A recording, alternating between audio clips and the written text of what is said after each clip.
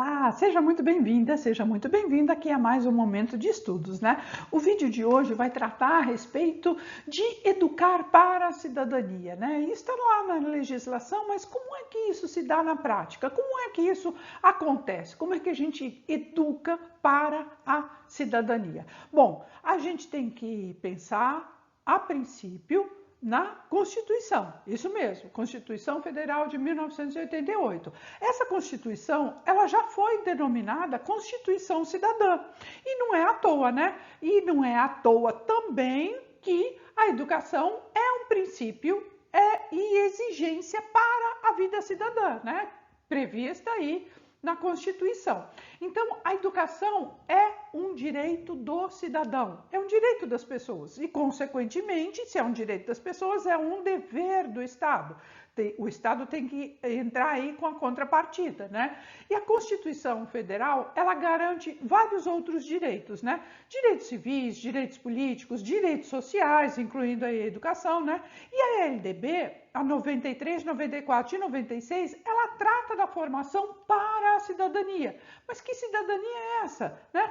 Quais são esses direitos? O que é que isso tem a ver efetivamente na prática, na sala de aula, no dia a dia? Como é que a educação vai formar para a cidadania? Bom, isso tudo a gente vai ver, né, no vídeo de hoje, além de resolver também questões para a gente ver como é que esse assunto é explorado pelas bancas, né?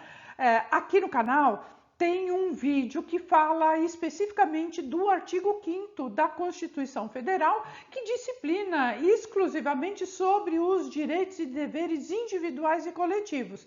Então, se você quiser aprofundar nesse artigo 5º, vai lá no outro vídeo, tá bom? Agora aqui a gente vai falar de cidadania, educação para a cidadania, beleza? Bom, você é novo aqui no canal? Que legal! Seja muito bem-vindo, muito bem-vinda. Então já aproveita e se inscreve no canal. Já se inscreveu no canal? Ativa o sininho para você ser lembrado e comunicado em primeira mão quando chegar aqui um vídeo bacana, um material legal para você estudar. Tudo bem? Não esquece de deixar o seu like, seu joinha e de compartilhar com quem você acha que vai se beneficiar de um vídeo como esse. Beleza? Bora lá estudar! Bom, e hoje a gente está falando aqui de cidadania, não é? Como é que a gente vai formar as pessoas para o pleno exercício da cidadania? Olha só, então aqui a gente está pensando em, olha, formar para a cidadania. Isso, formar para a cidadania. O que isso representa? O que isso significa, né? Bom, se eu estou falando em cidadania, eu estou falando em formar para a autonomia, né? Para que as pessoas tenham condições de livremente e independentemente terem aí ações, né? Atuarem na sociedade, terem uma vida plena. Bom, para ter essa autonomia, é preciso também que as pessoas tenham plena consciência, né? Tem que ter plena consciência, ó, consciência do quê? De direitos, né? Agora, a gente não vive só de direitos, né? Então a gente tem que ter plena consciência dos direitos, mas a gente tem que ter plena consciência também das responsabilidades, certo? Ó, responsabilidades, que são os deveres, né? Que são as obrigações, que é o que a gente vive na coletividade, né? Porque a gente tem que se preparar e preparar as futuras gerações para a vida em sociedade, para a vida em comunidade, para a vida na coletividade. Então, na verdade, a gente está pensando e tratando, né, da vida social, da vida coletiva, né, que vai trazer aí essa possibilidade, né, da gente trabalhar e pensar com outras pessoas, né, a gente não está sozinho no mundo.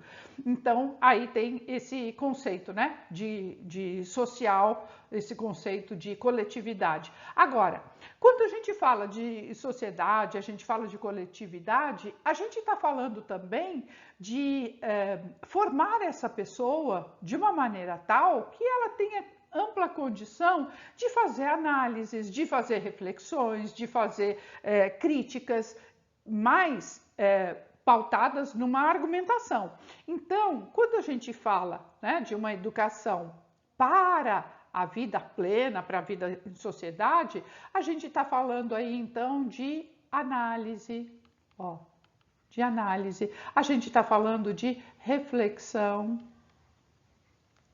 né? A gente está falando de crítica, não é? Que a gente, inclusive, fala, né? Temos que formar o cidadão crítico, reflexivo. É para isso, né? Às vezes a fala fica até automática, né? E a gente para pensar em como é que isso se dá, né? De que maneira a gente vai proporcionar aos nossos estudantes que eles tenham capacidade de análise, capacidade de reflexão, capacidade de crítica, capacidade de argumentação. Bom, as escolas, elas precisam trabalhar todos esses pontos para formar para a cidadania, porque a cidadania não vai cair do céu, né? Então, vamos voltar lá para a Constituição? Olha só, lá na Constituição de 88, a Constituição Cidadã, ela tem o fundamento dela, né, é a cidadania, que nada mais é do que a capacidade de viver plenamente os direitos, os deveres, né, as responsabilidades, mas não só em relação ao Estado, mas também em relação à sociedade. Enfim, a gente tem que olhar também para os objetivos da Constituição. E quais são os objetivos da Constituição? Construir uma sociedade mais livre, justa, solidária, também garantir o desenvolvimento nacional e erradicar a pobreza e a marginalização e reduzir as desigualdades aí, que sejam sociais, regionais. Outro objetivo da Constituição é promover o bem de todos, né? Sem preconceito, e sem preconceito de qualquer espécie, né? Preconceito de origem, de raça, de cor, de idade, enfim, quaisquer formas de discriminação. Então, o que a gente tem? A gente tem um Estado democrático de direito. Olha só o que temos. Deixa eu pegar aqui, Estado. Estado democrático de direito. E o que é que a gente vai considerar a respeito do Estado Democrático de Direito? Que ele está aí para garantir os nossos direitos sociais, mas também para garantir os nossos direitos individuais. E mais, a liberdade, a segurança, o bem-estar, o desenvolvimento, né? A igualdade, a justiça. Isso tudo a gente só consegue a partir de um Estado democrático de direito. E aí a gente tem que encarar como princípio, como valor de uma sociedade que seja fraterna, plural e sem preconceitos. E como é que a gente consegue isso se não lá na escola? Então, na escola, para a gente alcançar tudo isso que a gente pretende, né, de uma sociedade, de um Estado democrático de direito, a gente precisa olhar para os nossos estudantes que estão em desenvolvimento, né, que são pessoas em formação, e promovermos o protagonismo infanto-juvenil, porque é a partir dos estudantes que estão aí em formação que a sociedade vai se construindo, vai se constituindo, vai se formando, né, se estabelecendo. E a gente não pode se esquecer de que o Estado democrático de direito nem sempre foi assim aqui no Brasil, né? A gente já viveu várias ditaduras, ditadura civis, ditadura militar, que nos furtaram, que nos roubaram determinados direitos e possibilidades. E a gente precisa refletir sobre isso, especialmente sobre o aspecto em que os direitos civis, garantia dos direitos civis, isso não é garantia de que vai haver respeito aos direitos políticos. Até porque, se a gente olhar para a nossa história recente, né, a gente vai identificar aí que na década de 1980, no meio da década de 80, né, 84, 85, a gente vivia aí uma ditadura militar. Nós tínhamos direitos civis, mas nós não tínhamos direitos políticos, tá? Então, quanto aos direitos sociais, a coisa é bem controversa, né? Porque tem divergência. Olha só, em relação aos direitos sociais, por exemplo, eles incluem a educação. Só que nessa época, se a gente reportar aí a década de 1980, né? Na década de 80 não tinha escola para todo mundo. Lembra das intermináveis filas nas épocas de matrícula que os pais, os familiares, as mães dormiam na fila na porta das escolas para tentar garantir alguma vaga? Então, lembra, você tem ideia da quantidade de crianças e de jovens que ficou de fora da escola porque não conseguiam uma vaga nessa época? Além disso, os direitos sociais, eles passam também pela saúde. Além de passar pela saúde, passa por um salário digno, né? Um salário justo, condições de uma vida digna. Enfim, percebe como aí os direitos sociais eles são bem discutíveis? Bom, vamos voltar para o nosso assunto, né? Vamos voltar para o nosso vídeo, que é a formação para a cidadania.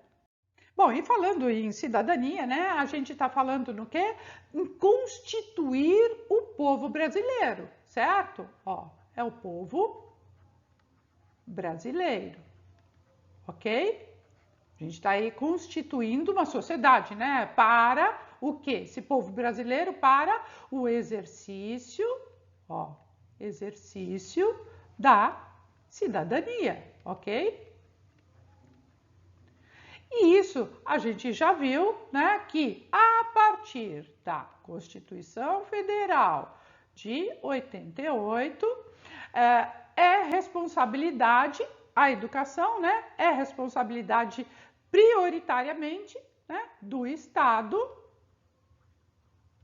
mas é responsabilidade também da família e da comunidade, né? Então, mas pensando aí, no Estado e na família, são duas instituições que vão se unir, né? Vão se articular para preparar o cidadão, o estudante, já desde a educação infantil, para que futuramente possa exercer aí esse direito à cidadania, né? No espaço público, na vida em sociedade. E ainda, pensando na Constituição, essa responsabilidade que prioritariamente cabe ao Estado, né, e à família, que é formar os cidadãos, tem que ser incentivada pela sociedade, ou seja, as demais instituições sociais. E aí a gente pensa nas igrejas, nas associações, nos clubes, nos partidos, nos movimentos sociais, enfim, os cidadãos comuns, né, a população de modo geral, tudo isso também está aí para exercer um papel fundamental de importância, né, na formação das crianças e dos jovens, no sentido da conscientização de como é que essas pessoas vão se tornar adultas e vão exercer aí a sua vida em sociedade. Bem, a gente já viu aí que na Constituição essa questão da cidadania está muito forte. Agora, ela é forte também e bem estabelecida na LDB, certo? Na Lei de Diretrizes e Bases da Educação Nacional, a 93/94, que é a lei que vai regulamentar os princípios, os direitos, né, das pessoas e vai falar de valores, vai falar de princípios. Olha só, no artigo 3º da LDB, ela trata, né, que o ensino vai ser ministrado com base em igualdade de condições, acesso e permanência na escola, liberdade de aprender, ensinar, pesquisar, enfim, né?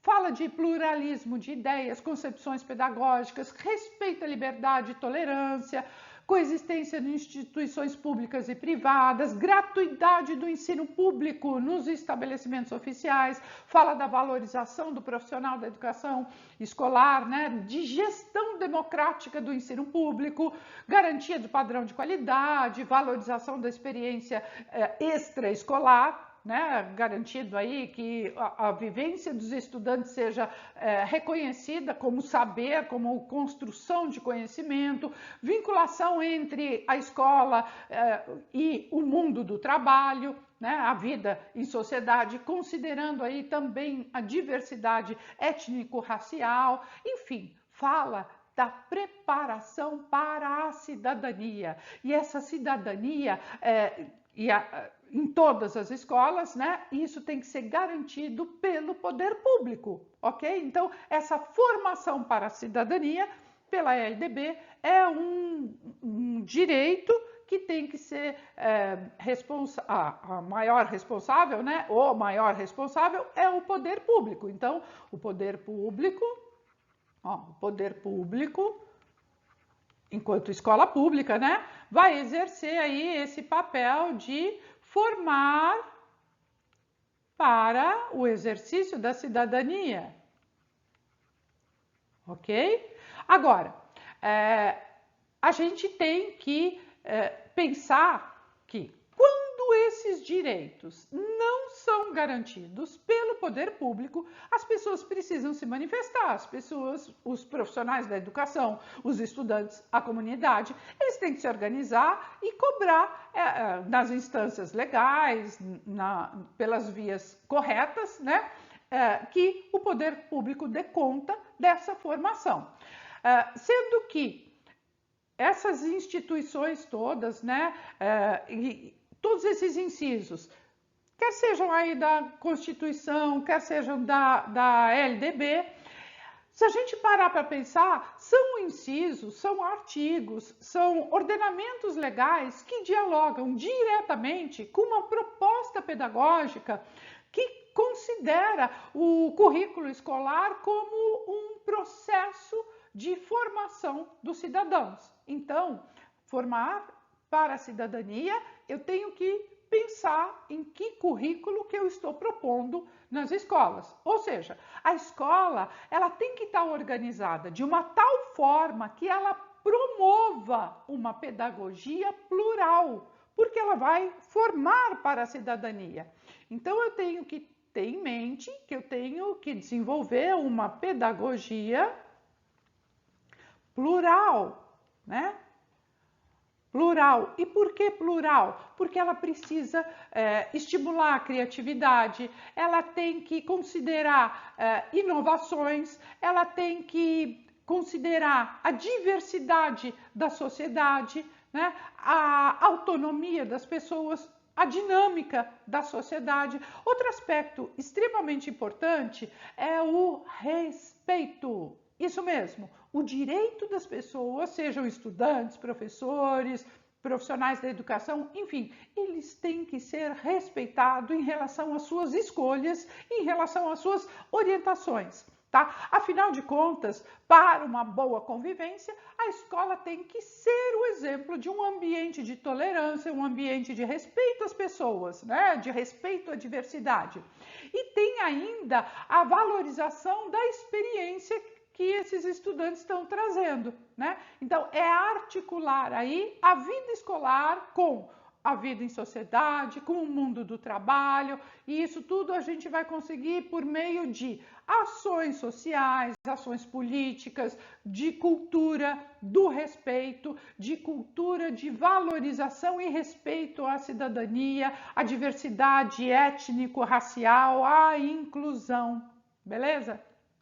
E aí, vamos lá para a parte divertida da coisa, né? Que é resolução de questão. Ó, 2016, prova número 4, Universidade Federal do Rio de Janeiro, para pedagogo, é um conhecimentos gerais. Vamos lá. Segundo Maria da Glória Gon, 2011, a educação não se resume à educação escolar, realizada na escola propriamente dita. Há aprendizagens e produção de saberes em outros espaços, aqui denominado de educação não formal.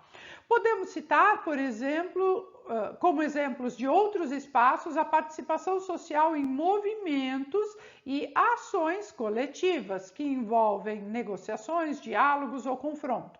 Para a autora, uma das premissas básicas a respeito dos movimentos sociais é que eles são.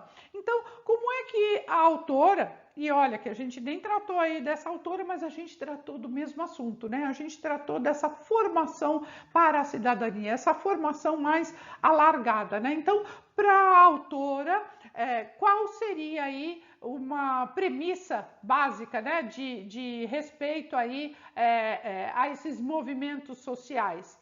Vamos lá, ó. A.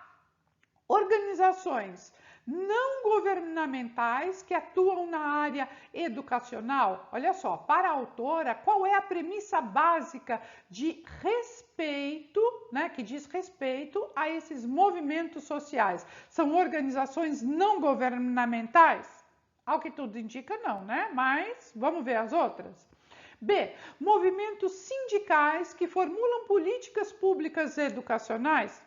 Tal qual a alternativa A não parece ser a alternativa correta, porque eu não posso pensar só em ONGs, né? Organizações não governamentais são as ONGs, né? São as ONGs, movimentos sindicais também não, porque também vai me limitar bastante, né? Serão determinados sindicatos. E não é isso que está proposto, né? Que está pensando aí dessa educação mais alargada. C. Espaços de reflexões sobre questões escolares, quer dizer, espaços de reflexão para pensar só aquilo que está sendo tratado na escola, também é bastante restritivo, não parece ser a nossa alternativa. Vamos lá, alternativa D. Órgãos de elaboração e avaliação do processo de escolarização. Olha, se ele está elaborando e está avaliando, é um órgão normativo, né, disciplinador e restritivo. Ele também não está pensando um movimento maior, né, de olhar para essa formação da cidadania de uma forma integral, né, plena, de uma maneira holística. E processos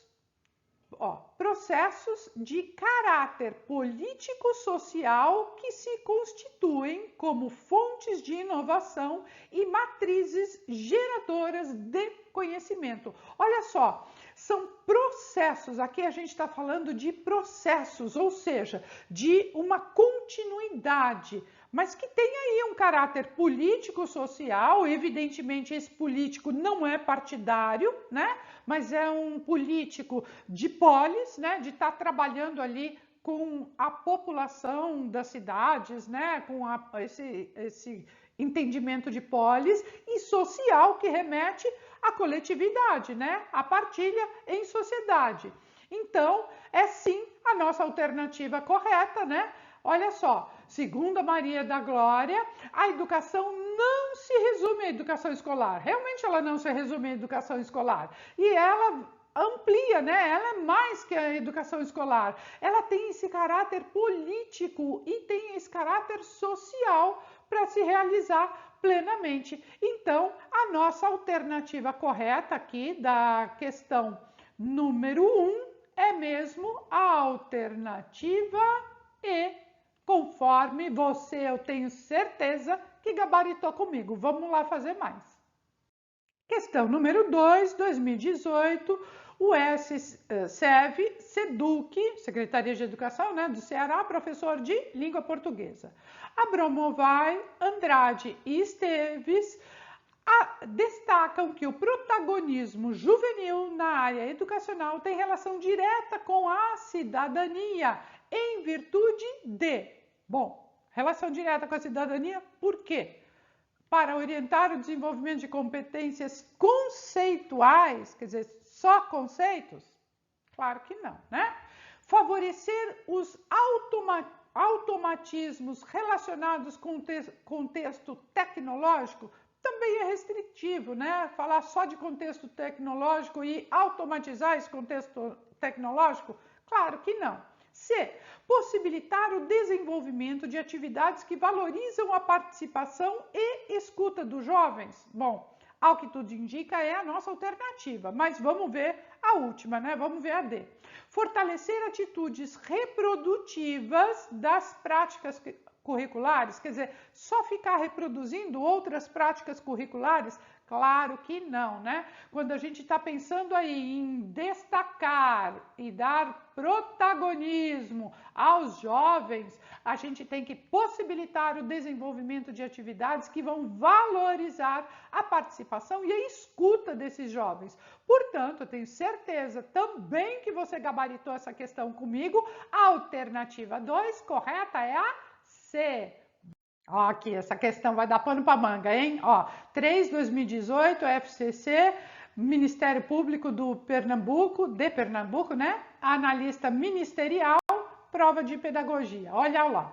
Adolescentes, de modo geral, diferentemente de jovens e adultos, não são compreendidos como atores coletivos, pois não usufruem plenamente dos direitos políticos e se inserem na ordem social e no espaço público mais como atores por meio da participação cultural e muitas vezes sob o estatuto de estudantes, sobretudo em tempos de centralidade real e simbólica da internet.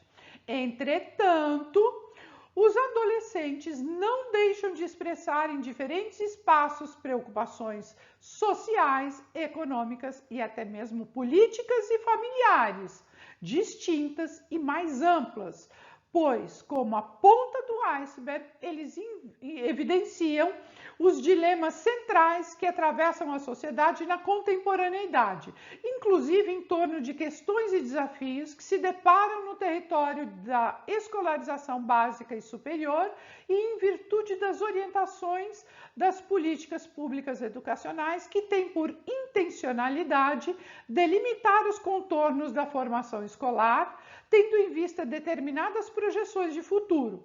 Nos anos 2015 e 2016, agora, recentemente, estudantes adolescentes protagonizaram ações coletivas de protesto em defesa da escola pública e da qualidade de ensino que usufruíam, seja como categoria nativa, seja pela literatura acadêmica.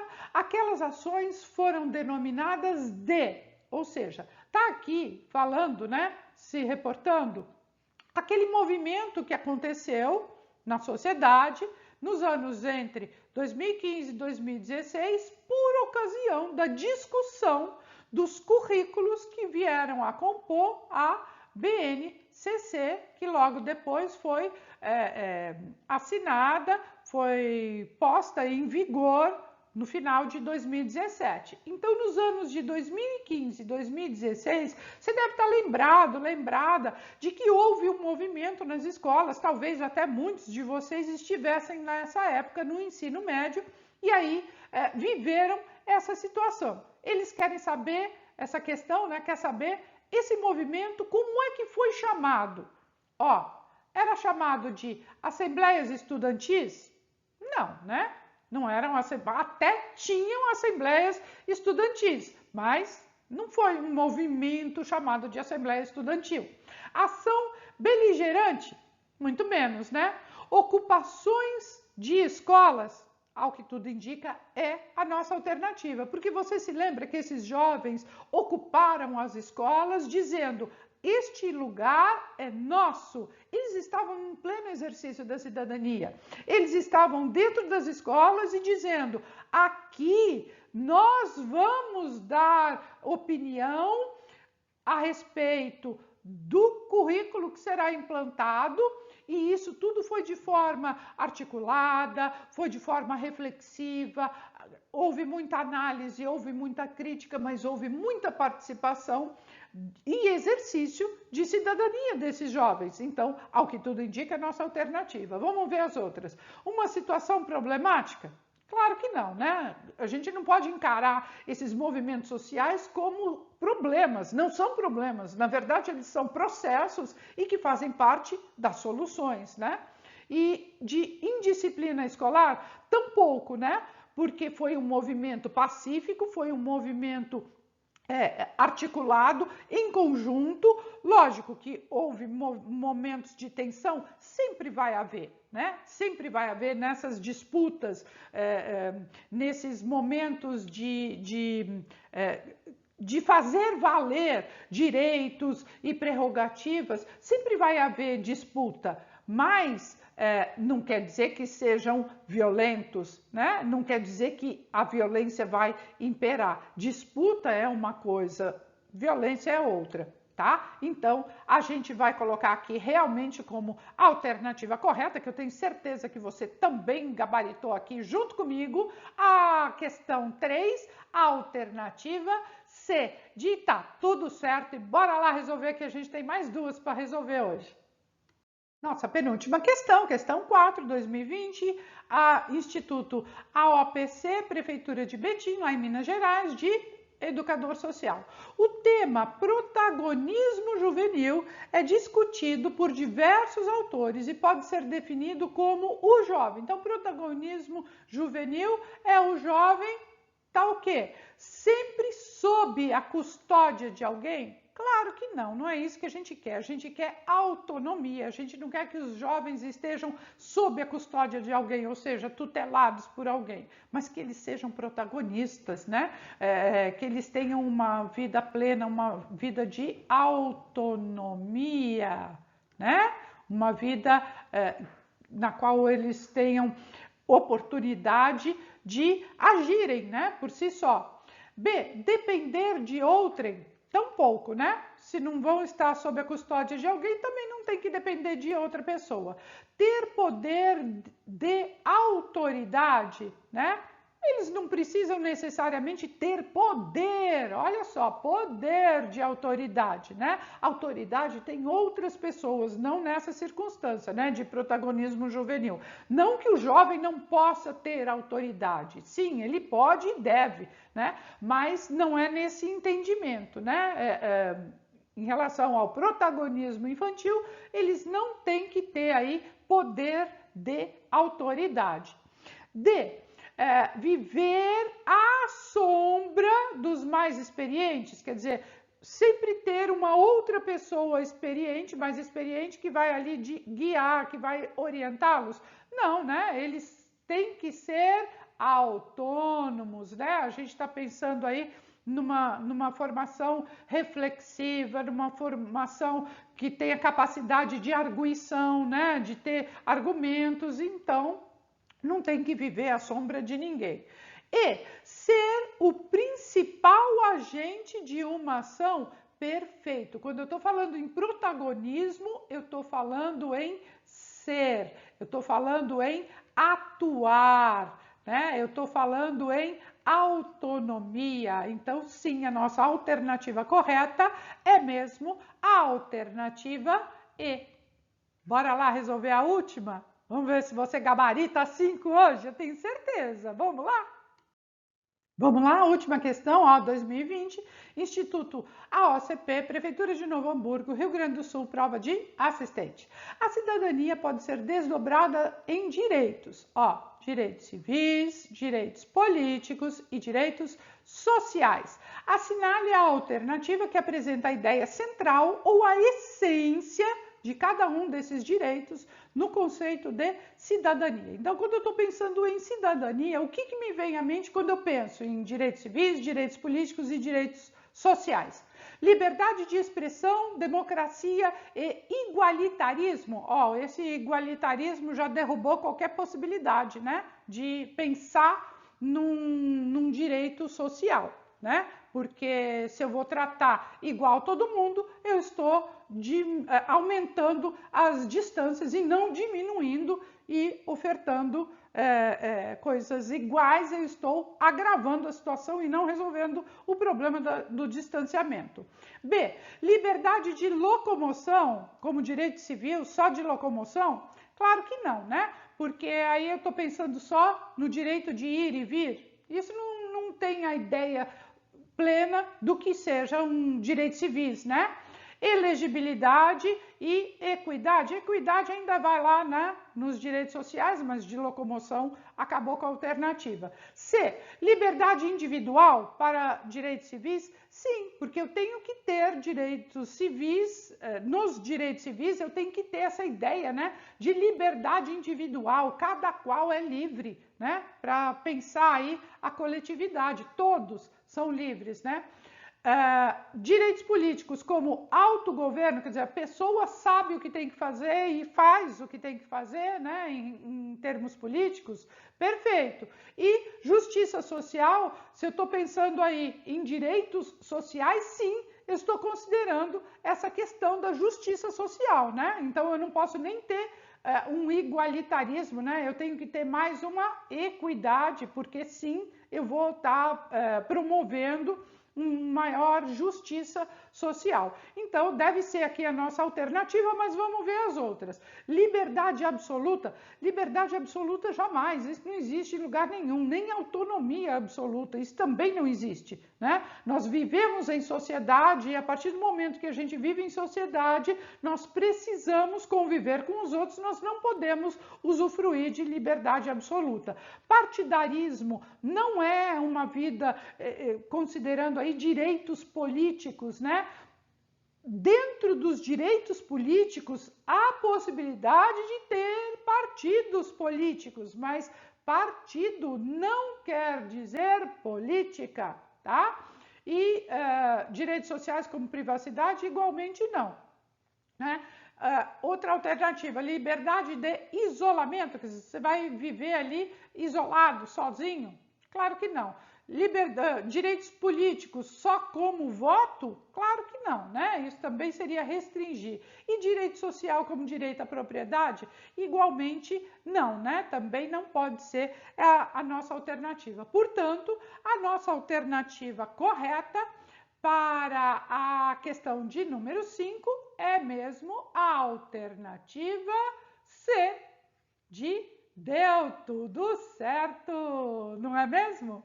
Bom, tá passando por aqui, é novo, já deixa seu like, se inscreve no canal, que esse canal vai crescendo e vai chegando a mais pessoas. Por hoje é só, vamos ficando por aqui, beijo grande e até a próxima. Ah, não se esquece de deixar aqui nos comentários o assunto que você quer ver aí nos próximos vídeos que você quer ver abordado aqui no canal. Belezinha? Um abraço, até a próxima.